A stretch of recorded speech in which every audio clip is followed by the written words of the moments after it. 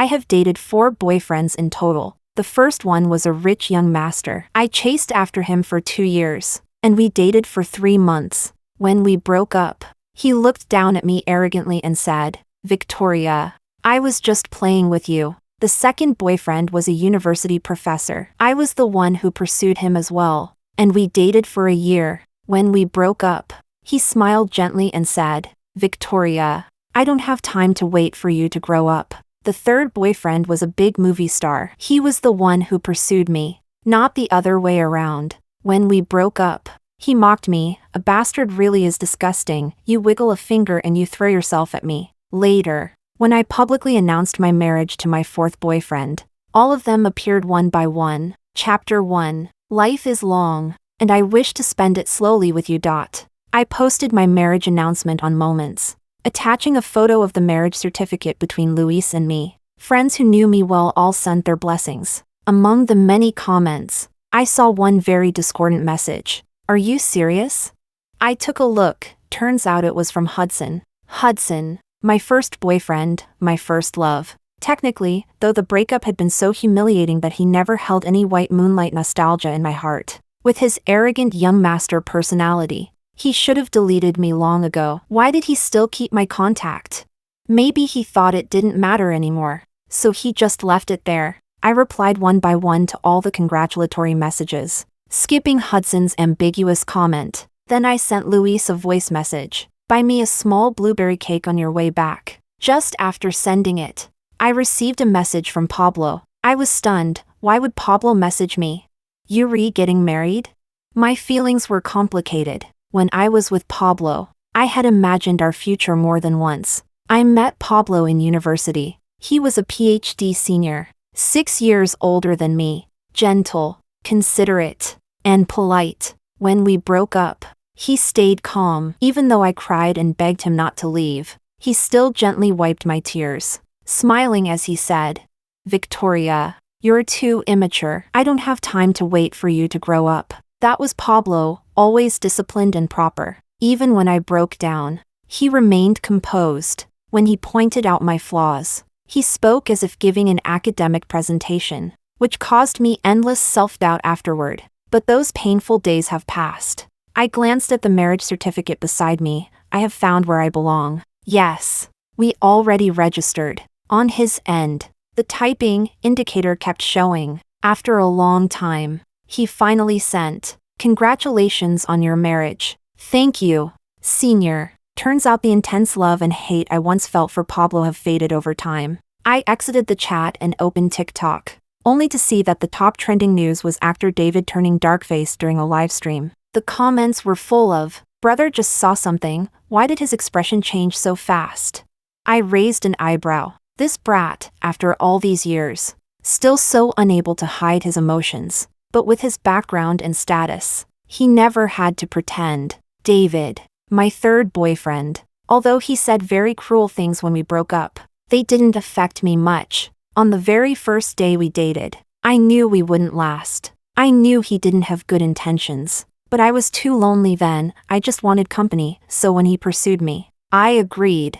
I was a little curious what David had seen. Just then, the doorbell rang. Luis walked in, carrying a small cake. Looking at the tall man before me, it was hard to imagine that we would end up together. Chapter 2. My encounter with Luis was completely accidental. At that time, I had just broken up with David. Although I had long known such a day would come, I'm a very emotional person, and my heart still felt heavy. So I went on a trip to Xinjiang, and that was where I met Luis. Luis was a lawyer, and I had actually met him once before. When my nominal father died, everyone was notified to return for the division of his estate. Even though I was an illegitimate child, the civil code still protected my rights, and Luis was the lawyer in charge. I received 3 million yuan and an apartment for a family as wealthy and influential as ours. That amount was nothing, clearly arranged by my so-called older brother and older sister to placate me. The other illegitimate children got far more than I did. I understood why they hated me,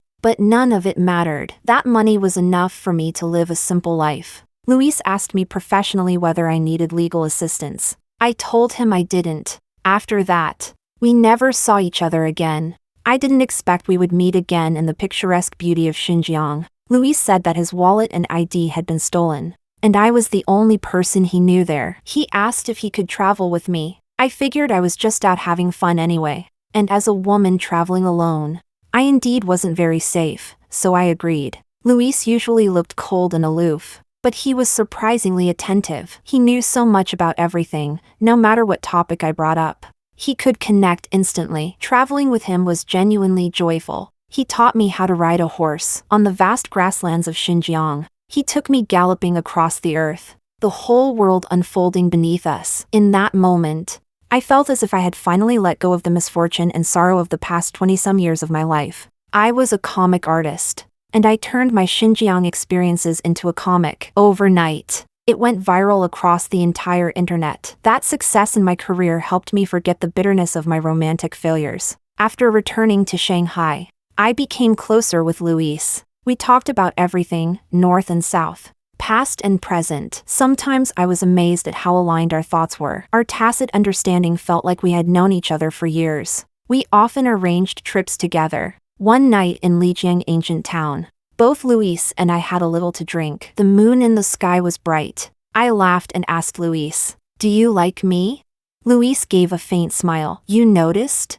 "I'm not totally sure, but it feels like you probably do." "No need to be unsure. I like you. I've liked you for a long time." Luis's eyes were bright like stars. After he said those words, he just looked at me quietly. Later, Luis told me he had been really nervous at that moment. He was afraid I would reject him. I suddenly burst out laughing. "I like you too." Being together with Luis felt completely natural, as if we were destined. After we became a couple, Luis took me to do many things I had never dared to try before. He took me to Antarctica to see penguins, to Australia to witness a volcanic eruption, and on a storm-tossed cruise where we kissed passionately in the wind. Victoria, life burns bright. I hope you always shine. After meeting Luis, much of my emptiness and loneliness was filled. So when he proposed, I agreed without hesitation. Chapter 3. Grandfather was celebrating his 90th birthday, and all of us younger generation were required to return for the banquet.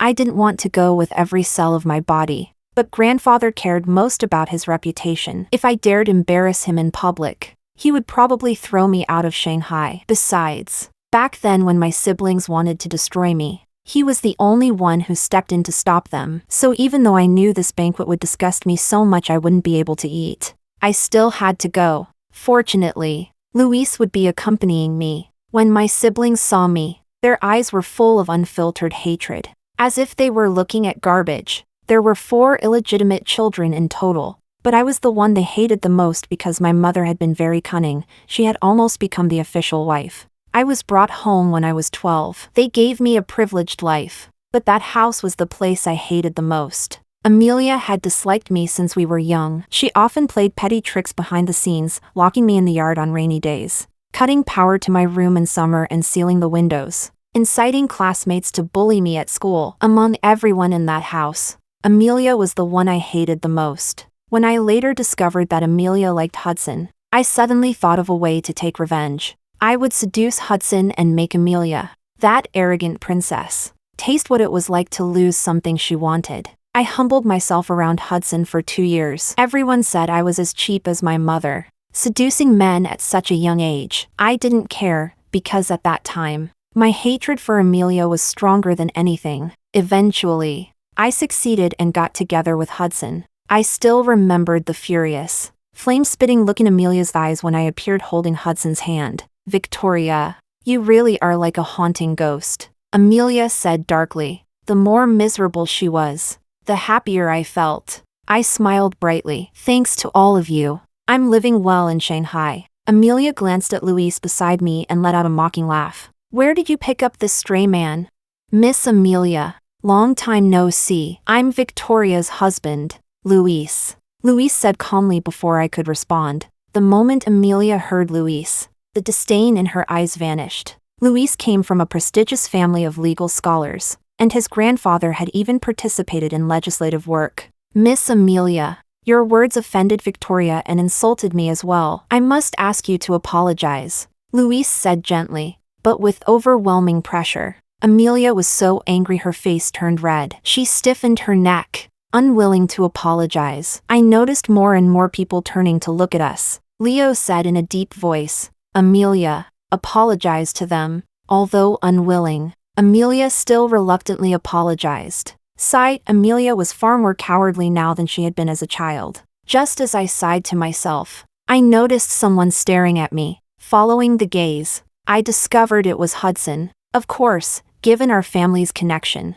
Hudson would definitely attend this event. After years apart, Hudson had grown more mature. His entire presence exuded the aura of a domineering CEO. I flashed him a fake smile. I only wanted to disgust him a little. Unexpectedly, his expression changed drastically. The noisy, suffocating banquet made it hard for me to breathe, so I went to the back garden to get some air. Just as I was about to return to find Luis, Hudson suddenly appeared. "What did that smile you gave me just now mean?"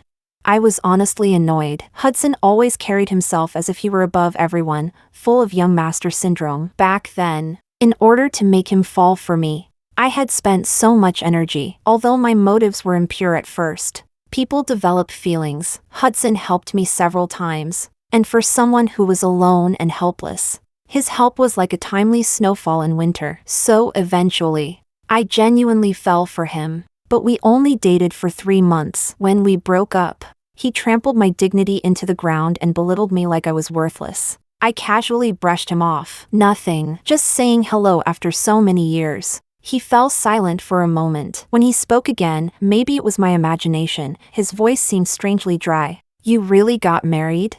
Otherwise? You think it's a fake marriage?" My tone was mocking. After all, when we broke up, he had said, "We were just pretending to play around." You actually took it seriously. Luis comes from a political family. There's no way he'd really want a bastard like you. Victoria, don't fool yourself. You'd better break up with him early. He said it with that annoying "it's for your own good" attitude. Full of contempt for my background, a voice came from behind. "Mr. Hudson enjoys sticking his nose into other people's relationships. It seems whatever happens between Victoria and me is none of your concern. My family likes her very much. A person's birth isn't something they can choose. None of it should be a shackle for Victoria." Luis came over and whispered to me, "Where did you go? I've been looking for you." He didn't realize that our intimate posture completely triggered Hudson. Hudson laughed coldly. "Victoria, you think Luis is a good man?"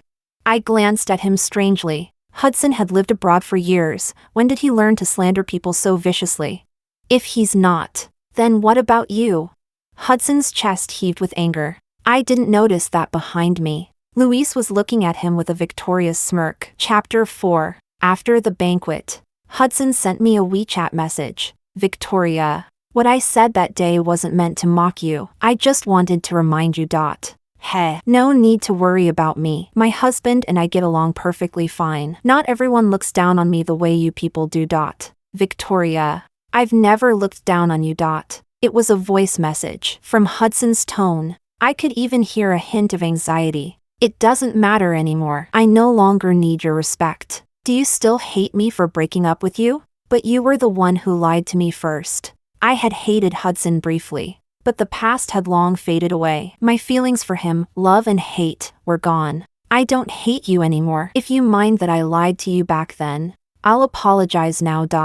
I drew a clear professional boundary with Hudson. After that message, he didn't reply again. I didn't know why Hudson was suddenly concerned about my life, but it didn't matter. 10 years had passed. I had truly forgotten him. The Hudson whom I once saw as the only light in my chaotic life had disappeared the moment he walked out of Hongqiao Airport. Half a month later, my alma mater held its 50th anniversary celebration and invited alumni to return. Only then did I realize that Luis had graduated from the same university as me, just 3 years earlier. I joked with Luis, saying that if I had entered university earlier, we might have met sooner. He didn't seem happy. Instead, he asked sarcastically, "You were so obsessed with your senior back then, would you even have noticed me?" The jealousy practically filled the whole sky. I had told Luis about my dating history, so he knew about Pablo. That night in bed, he insisted that I call him senior. At first, I stubbornly refused. But he kept tormenting me in various ways until I couldn't take it anymore and weekly called him senior several times. For some reason, that only made him worse. The next day, I almost couldn't get out of bed to attend the anniversary. I was a little angry all the way there. Luis kept fussing over me. My alma mater, Beijing University, was lively and bustling today. Students, alumni, and faculty were everywhere. We walked around the campus, and without realizing it, I ended up at the pavilion I used to love visiting during my university years. Maybe because it was a remote spot. There wasn't anyone else around. Only when I stepped in did I realize someone was already sitting inside, Pablo. To be honest, in that instant I wanted to turn around and leave. But Pablo called out to me, "Victoria, long time no see." His voice was still the same, warm, gentle, comforting like a spring breeze. I steadied myself and smiled naturally. "Pablo, long time no see." Pablo's gaze swept over Luis and me holding hands. I took the initiative to introduce. "This is my husband, Luis." Luis nodded politely at Pablo. "Since you're here, we won't disturb you." As I spoke, I tried to pull Luis away, but Pablo said, "Victoria, do you remember? This was the place you loved bringing me to. I waited here on purpose to see you." My steps faltered, and countless memories surged through my mind. Chapter 5. With Pablo. I truly thought about spending my whole life with him, growing old together. Our breakup came without any warning. Not long before, he had still been telling me trivial things like how the flowers on campus were blooming beautifully. But after just 1 week without seeing each other, he brought up breaking up right after a dinner. I still remember how my eyes widened in disbelief as I asked him why. He said I was childish, and being with me exhausted him. I told him I would change. I cried and begged him not to break up with me. Yet he wiped my tears while saying the cruelest words. "I can't wait. Time is too expensive." I didn't agree to break up. I clung to him for 2 months. In the end, he preferred going to Africa for academic research rather than see me again. In my life, if there's something unforgettable, Pablo's resolute back when he left was definitely one of them. So what did Pablo mean now? Pretending to be affectionate? Or simply trying to disgust me? What do you mean? Can I talk to you alone?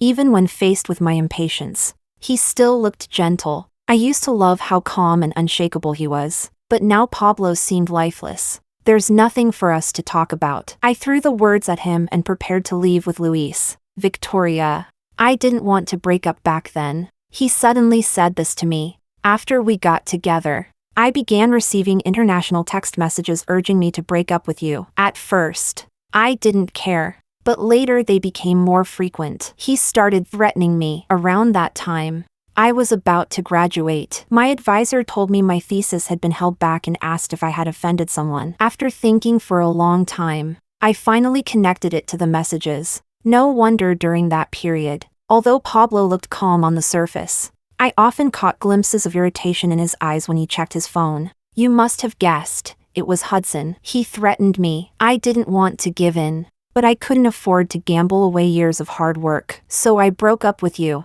Pablo's voice even choked slightly as he said this. Why did Hudson do that? Was it because he couldn't accept losing?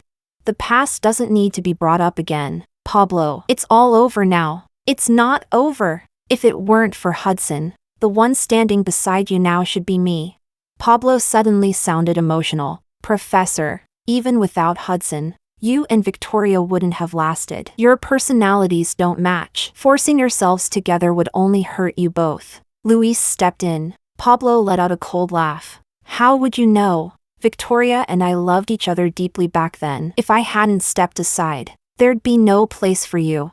I remember the professor's father is a leading expert in electrical engineering. Did it not occur to you to ask your father for help? You didn't want to embarrass yourself in front of him. So you gave up on Victoria. Luis stated the truth calmly. Pablo instantly deflated like a rooster that had just lost a fight. Since you made your decision back then, don't regret it now. Leaving those words, Luis took my hand and walked away. Pablo stood there alone. I suddenly remembered the younger versions of Pablo and me, talking here about life and dreams, promising that when we grew old, we would come back and visit this place again. But the most beautiful vows eventually became bubbles blown away by the wind. On the way back, I couldn't help asking Luis.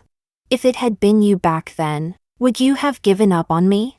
Pablo is too weak. He wanted to prove himself to his father, which is why he chose that path. I wouldn't. Nothing is more important than you to me. Besides, Hudson couldn't possibly interfere with a PhD thesis. He was only bluffing. Indeed, although his family was powerful, they weren't omnipotent, especially since Hudson was abroad at the time. Then what do you think Hudson wants? Can't stand to see me happy? Luis looked at me with a complicated expression. Maybe he's unwilling to accept it. Unwilling? The young master had his first relationship ruined by an illegitimate daughter. Was he angry because he was the one being played? Then aren't you going to ask what I think about Pablo? No need. Your heart belongs to me. I can feel it. Luis smiled faintly. You're confident. You're the one who gave me that confidence. He leaned over and kissed my forehead. The scattered sunlight fell across our faces. Everything felt beautiful. Chapter 6. When we got home, we saw a fully armed, heavily covered man standing at the door. When he saw Luis and me arrive, his muffled voice came from behind his mask. Victoria, sis. It was David. What are you doing here? What if the paparazzi catch you? I wanted to see you. David was, as always, self-willed, acting only on his own impulses, never considering anyone else's feelings. Call your manager to pick you up right now. I don't want to be on the front page with you tomorrow. He didn't move. I opened the door, and he squeezed inside. I originally didn't want to let him enter, but there were people passing by in the hallway. I was afraid he'd be recognized, so I had no choice but to let him in. Why can he go in? David pointed at Luis. I rolled my eyes. He's my husband. If he doesn't come in, who should? A flash of panic crossed David's face. You really got married? Why were they all obsessed with asking this stupid question? Luis, acting like the proper host, poured David a glass of water. David glared at him several times. If your eyes have a problem, go get them checked. I said impatiently. If Hudson was a spoiled young master, then David was a reckless child, immature, impulsive, and completely oblivious to consequences. David looked aggrieved and seemed like he was about to explode. But for some reason, he forced himself to hold it in. Victoria. I came to apologize for what I said back then. Those hurtful things. Victoria. I'm sorry. What things? The part where he said bastards were disgusting? To be honest, I hadn't taken it to heart. David nearly died because of an illegitimate child in his family when he was young, so it made sense that he hated them. In my eyes, David was just a rebellious teenager who never grew up. Why would I bother arguing with a child? I generously said. It's fine. David's eyes lit up. So you forgive me? I nodded perfunctorily, already wondering when his manager would arrive to take him away. Then can you not get married? I stared at him like he was an idiot. What did forgiving him have to do with whether I got married? He must have noticed the shock in my eyes. David, who was terrible at reading the room, realized something was wrong. I thought he might try to fix it, but what he said next was even more absurd. You can still get married, but can you try an open marriage? I want to be with you. Luis, who had been quiet, immediately cut him off. Sir, interfering in someone's marriage is illegal. Honestly, I was furious. What did David take me for? And what did he take himself for?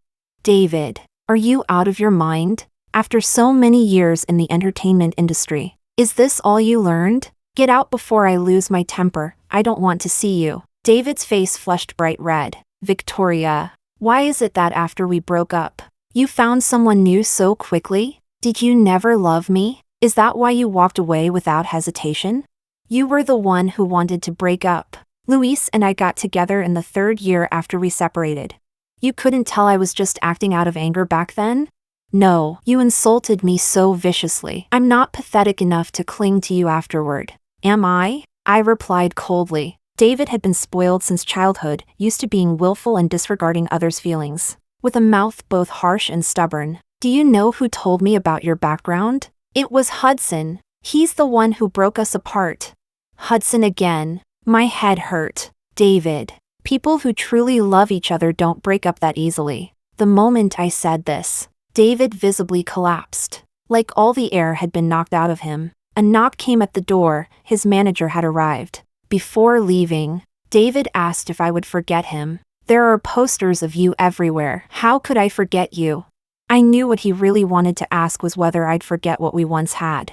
I had already begun to forget. After all, a person with so many flaws, once you stop loving them, those flaws fade first. Chapter 7. I was very annoyed. Because I realized Hudson had once tried to control me. Both of my relationships that ended without resolution had his shadow in them. I didn't know what Hudson was trying to do. Did he come to find you?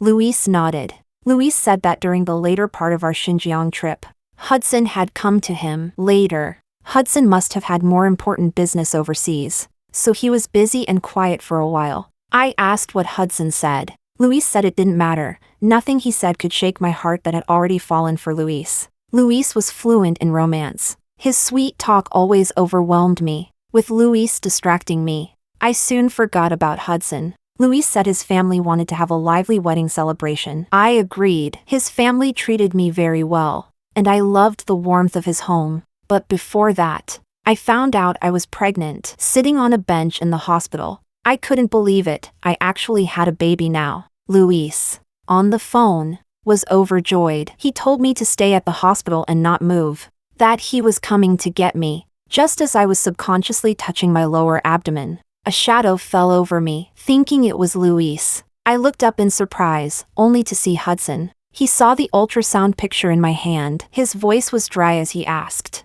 "You're pregnant?" I didn't know why, but after learning he had interfered in my relationships, I felt fear instead of just dislike. I tightened my grip on the ultrasound picture and said nothing. Hudson suddenly began laughing inexplicably. After laughing enough, he said, "You're pregnant with Luis's child. You actually got pregnant with his child. After everything I did. In the end, it all benefited him." Everything in my instincts told me Hudson was not normal right now. Victoria, do you even have a heart? How can you go from one relationship to another so easily? What do you take me for? The whole scene felt bizarre. Hudson and I had been broken up for 10 years. If not for Pablo and David's incidents, I wouldn't even have known Hudson still followed my life. I've always been someone who lives in the present, neither clinging to the past nor obsessing about the future. As for Hudson, I had let him go long ago. Hudson, we broke up 10 years ago. Not 10 days. Do you expect me to stay faithful to you forever? You were the one who broke up with me. You said you were only playing around. I looked Hudson in the eye and replied clearly. And why did you lie to me? You only pursued me to get revenge on Amelia. Did you ever love me? You didn't feel it? Hudson froze for a moment. I suddenly felt it was ridiculous. How could Hudson not feel it? He was my first love. I gave him all my passion. Even though it only lasted 3 months, I truly loved him. Hudson was an extremely proud person. He couldn't tolerate deception. For him, a relationship that started with an impure intention could never have a good ending. Hudson, 10 years have passed. We should both let go. I don't want to know why you meddled in my relationships. And I don't want to keep dwelling on whose fault it was. I'm living well now. Don't disturb me anymore. But Hudson suddenly began laughing hysterically. I became frightened. Luckily, Luis arrived at that moment. He glanced at Hudson with obvious disgust and shielded me as we walked away. Hudson simply stared from the side without saying anything. Victoria, why didn't you come to Hongqiao Airport back then? I waited for you all night. Hudson's words came out of nowhere. After everything that happened in the hospital today, I was exhausted physically and mentally. I didn't respond and left with Luis. Chapter 8. Because of the pregnancy, the wedding was moved up. I was trying on dresses at the bridal shop when I suddenly craved blueberry cake. So I told Luis to go buy some for me. I tried several wedding gowns. They all looked beautiful. I was starting to look forward to our wedding. I had never received blessings from so many people before. I touched my belly and quietly told myself that I would be a good mother, that my child would grow up in sweetness, never experiencing the grievances I suffered as a child. At that moment, the door pushed open. In the mirror, I saw Hudson walking in. The smile on my face disappeared instantly. You followed me here? Hudson smiled. My family owns this store. I didn't understand how. After our last unhappy encounter, Hudson could still act like nothing had happened. You look beautiful in a wedding dress. When I was in the U.S., one of my senior classmates studied fashion design. She designed a beautiful wedding dress. I asked her to make one for me, and she agreed. I was very happy. I imagined for a long time what you would look like in a wedding gown, but then you got together with Pablo. What are you saying these things for? It doesn't matter anymore. He laughed self-mockingly. Yes, you're right. It doesn't matter anymore. I tried for so long. But in the end, you still married someone else, and even got pregnant with his child. What you did isn't called trying. I replied expressionlessly. Hudson ignored my words and continued. Luis came to warn me not to come see you again. Actually, I've known Luis for a long time. We were friends once. This is the first time I've ever seen him so angry. I can tell. He loves you very much. I know. My impatience was becoming more obvious. I didn't understand why Hudson had to say all this now. You still haven't answered my question that day. What question? The one about Hongqiao Airport? I mean the day I flew to the US. I sent you a message saying I was waiting for you at Hongqiao Airport. If you were willing to come, I would take you to America with me. I froze. I never received that message. For someone as proud as Hudson, taking such a step was already remarkable. He said he waited for me all night. What was he thinking that night? Seeing my confusion, Hudson continued. You didn't get the message, did you? When you didn't answer me at the hospital the other day, I already knew. I was locked up by Amelia. After Hudson and I broke up, Amelia lost all restraint. She locked me in the attic and almost killed me. Grandfather was the one who saved me. When I was released, Hudson had already left. We never had a final goodbye. Hudson stayed silent for a long time. When he looked up again, I noticed a faint wetness in his eyes. If you had received the message, would you have come for me? Would I have? Maybe not. Would the timid, cowardly 18-year-old Victoria really have flown to an unfamiliar country with him? My silence told Hudson my answer. Victoria, we weren't supposed to miss each other. What do you mean weren't supposed to? You had countless chances to tell me how you felt in America. I had countless chances to go looking for you. But your pride wouldn't allow you to lower your head again, and my stubbornness kept me from seeking you out. The gap in our family backgrounds, our upbringing, our personalities, we were never meant to be together. People who meet in a crowd are eventually returned to the crowd. There aren't that many what-ifs in the world. After a long while, Hudson finally said, Victoria, you've become much more rational. Hudson gave a relieved smile. In that moment, I suddenly didn't dislike him anymore. Congratulations on your wedding, Victoria. Thank you, Hudson. A mountain bird and a fish walk different paths. From now on, our worlds will never meet again. Chapter 9. My wedding with Luis went extremely smoothly. I received many blessings. The wish I had as a child, to have a home, was finally fulfilled when I turned 30. Lying in bed, I suddenly remembered Hudson saying that Luis had approached me with long-planned intention. Luis acted helpless. I didn't expect he would still try to set me up even now. Luis told me that the first time he saw me was during the family inheritance meeting. Many people were full of malice toward me, and I stood among them like a little lamb dropped into a pack of wolves. When we left, it began to rain. I was standing under the eaves watching the rain, looking lonely. Just that one glance, and Luis's heart moved. So he approached me under the excuse of asking whether I needed legal assistance. But I refused. I couldn't help laughing a little. Back then, I was only worried about how to get home in the rain. There was nothing lonely about it. Later, when he met me in Xinjiang, he felt it was fate. He pretended he had lost his documents on purpose so he could ask me for help. The beginning between Luis and me was something he had deliberately created. You fell for me that early. Yet you waited 3 years. If I hadn't confronted you in Lijiang, how long were you planning to wait before confessing?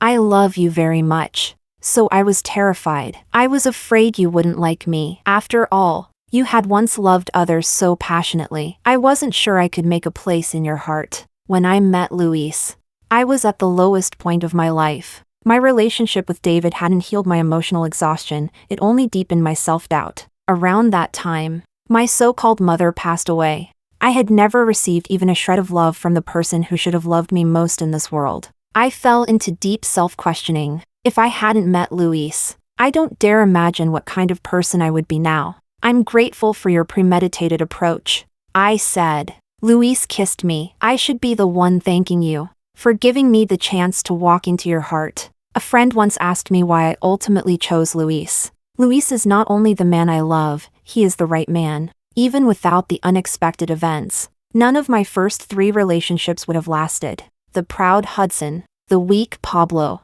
and the childish David, none of them could heal my unfortunate childhood or give me the life I wanted. Only Luis, gentle and strong Luis, could. Chapter 10, Hudson's Extra. Victoria returned home when she was 12. My family and hers had been close for generations. Amelia constantly complained about how manipulative Victoria and her mother were, calling them low-class and despicable. So from the beginning, I didn't like Victoria, but when I actually saw her, I realized she wasn't as hateful as Amelia made her sound. Victoria was too beautiful, soft and delicate. Like a little dumpling, when she was bullied into tears, she would only cry silently. I began to pay attention to her without realizing it. When she was bullied, I would step forward to defend her a little. Brother, you're so kind. When Victoria looked up and spoke to me, I could even see the fine fuzz on her cheeks. Under the sunlight, she seemed to be glowing. When Victoria turned 17, she suddenly began pursuing me. I was so happy I didn't know what to do with myself. But my family didn't approve. I negotiated with them for 2 years and made many compromises before they finally agreed to let Victoria and me be together. After we started dating, Victoria became even cuter. I wished I could keep her by my side every single day. But why? Why did Victoria pursue me only to take revenge on Amelia? Did Victoria actually like me? Hudson at 20 was far too proud, and he couldn't accept it. So the day after the breakup, I regretted it deeply. But I couldn't swallow my pride, and I didn't know how to apologize to Victoria. My family's business in the US ran into trouble, and I was arranged to go there. It was my responsibility. I had to go. But what about Victoria? That night when I waited for her at Hongqiao Airport and she didn't show up, I hated her to death. I tried to go back to find her, but my parents dragged me onto the plane. At the moment the plane took off, I realized something had been lost forever. Sure enough, Victoria later started a second relationship in China. She began forgetting me. I couldn't allow that, so I threatened Pablo. Pablo was a coward. He quickly gave up on Victoria. Victoria was heartbroken, but I was secretly happy. Victoria had no one else around her again. Her second boyfriend didn't matter at all. He was just an immature brat. A few words from me and he broke up with Victoria. Fortunately, Victoria wasn't too sad this time. But unexpectedly, another man appeared beside her, Luis. I knew Luis was extremely patient. From the photos sent from China, I saw the overwhelming love Luis had for Victoria. This time, I panicked. I desperately wanted to return to China. But by the time I finished settling family business and flew back,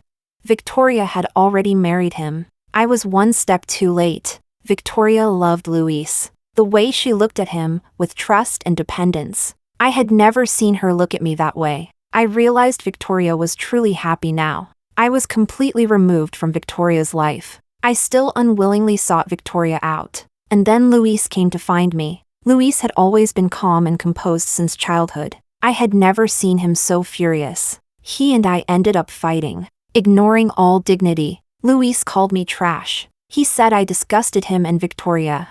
And that if I couldn't lower my pride back then, I shouldn't act deep and affectionate now. My so-called devotion only made Victoria feel repulsed. A proper ex should not destroy her happiness without restraint. If I had even a little respect left for her, then I should let go. When I saw Victoria for the last time at the bridal shop, she looked exactly as I had imagined she would in a wedding dress.